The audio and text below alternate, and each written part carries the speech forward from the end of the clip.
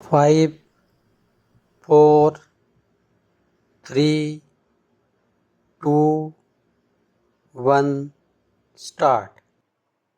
Sir, you are aware that on every occasion and whenever the report of the Union Public Service Commission was debated in this House, we had the advice of this House, and I am very happy to point out that gradually, whatever difficulties there were in the way of working between the Union Public Service Commission on the one hand and of the Government of India on the other hand have all been removed, and we have before us a report where they have clearly stated that there was no case in which the Commission's advice was not accepted by the government during the year under report.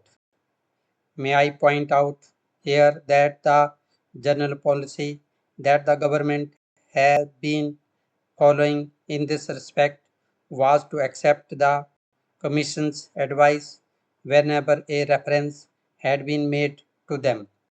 Here we have a statutory body which has been called upon to carry out certain functions, and therefore the government are anxious to accept their views to the fullest extent, though what they do is naturally under the terms of the constitution to give advice that they tender to government.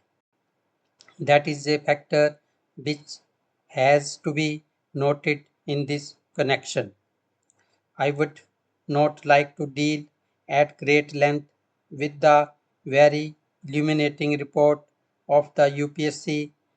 Their task has naturally been growing year after year, and I would point out for the information of the House that during the year under report they had examined candidates to the tune of 62,000. So many candidates had appeared at various examinations. There are a number of services, 12 in all, so far as the central services are concerned, and 2 all India services are also concerned. In respect of them, we have a competitive examination held every year, and we accept their recommendations and make appointments thereupon. They have pointed out that in this year the number has increased by 6,000 over the number for the last year.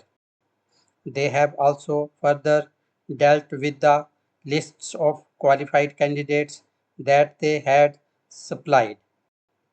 Incidentally, we might also note that the number of scheduled caste and scheduled tribe candidates has been increasing, though I must confess that it is increasing at a slow pace.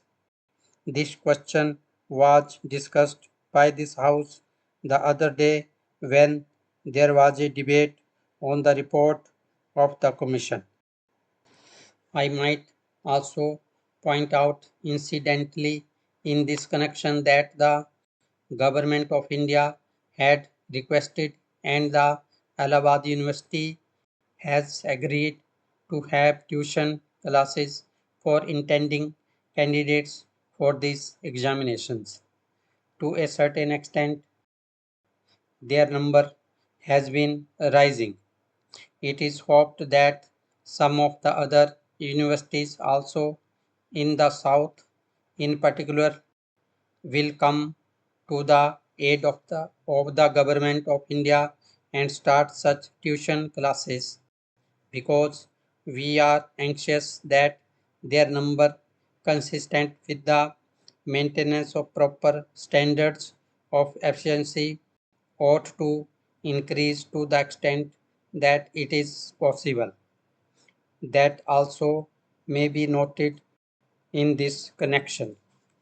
The report has also pointed out how the number of candidates has been increasing in great proportions. They have also stated that the highest number in this respect of candidates appearing for the examination is at Delhi proper, where about 90,000 candidates, they say, have to appear for the examinations at different centers. That is the reason why they have made a proposal that the government should provide for proper or suitable or adequate halls for this purpose.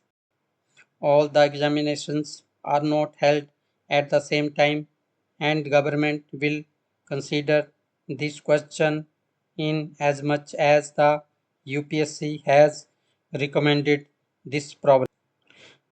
I am merely pointing out how the problem is a great problem and it has to be dealt with as satisfactorily as possible. In the course of their report, they have made other complaints, not the complaints about the non acceptance of their advice, but they have incidentally made some complaints on certain other grounds. These will naturally be considered very carefully. I may point out to this House that we are always anxious to make all possible attempts for the purpose of removing all complaints, because on that depends the efficiency of our services. The manner in which and the extent to which there is absolutely smooth working and relations between the UPSC on the one hand and the Government of India on the other hand, to that extent efficiency is bound to increase in the services. Therefore, these complaints that have been made by the UPSC in their latest report will always be examined, and I am quite confident that the House will agree that these complaints will receive due consideration. The complaints are, as I have stated, under various heads.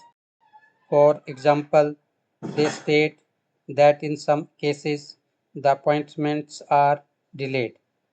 It is true that in some cases the appointments could not be made immediately. The reason is that after making reference to the UPSC, circumstances change.